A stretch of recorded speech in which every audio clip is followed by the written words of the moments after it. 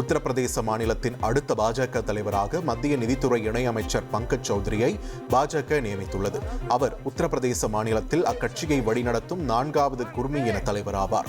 கிழக்கு உத்தரப்பிரதேசத்தில் உள்ள மகாராஜ்கஞ்ச் தொகுதியில் இருந்து 7 முறை எம்பியாக தேர்ந்தெடுக்கப்பட்ட பங்கஜ் பிரதமர் மோடிக்கு நெருக்கமானவராக கருதப்படுகிறார். இதையடுத்து புதிய மாநில பாஜக தலைவர் நியமனத்தை லக்னோவில் அக்கட்சியின் தொண்டர்கள் கொண்டாடினர். ஹமாஸின் மூத்த தளபதி ரேத் சையத் இஸ்ரேலிய தாக்குதலில் கொல்லப்பட்டதாக ஹமாஸ் தலைவர் கலீல் அல் ஹையா தெரிவித்துள்ளார்.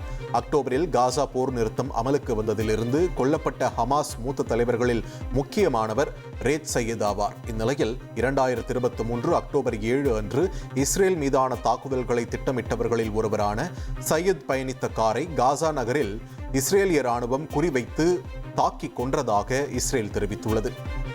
இந்தோனேஷியாவில் வெள்ளம் மற்றும் நிலச்சரிவில் சிக்கி உயிரிழந்தவர்களின் எண்ணிக்கை 1000-ஐ கடந்துள்ளது. அசே, வடக்கு சுமத்ரா, மேற்கு சுமத்ரா ஆகிய 3 மாகாணங்கள் கடும் பாதிப்புகளை சந்தித்துள்ளன.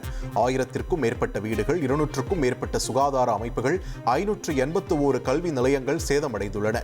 218 பேர் மாயமாகியுள்ள நிலையில் மீட்பு மற்றும் நிவாரணப் பணிகள் தொடர்ந்து நடைபெற்று வருகின்றன.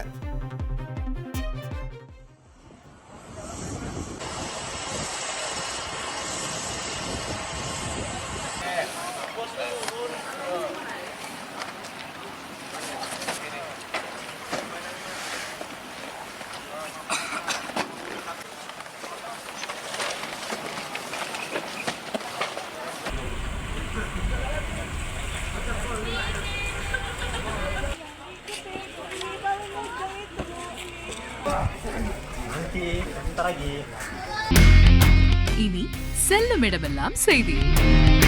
தந்தி டிவியின் வாட்ஸ்அப் சேனலை ஃபாலோ பண்ணினா செல்ல இருக்கும் இடமெல்லாம் செய்தி. இதோ QR கோட் இப்பவே ஸ்கேன் பண்ணுங்க, ஃபாலோ பண்ணுங்க.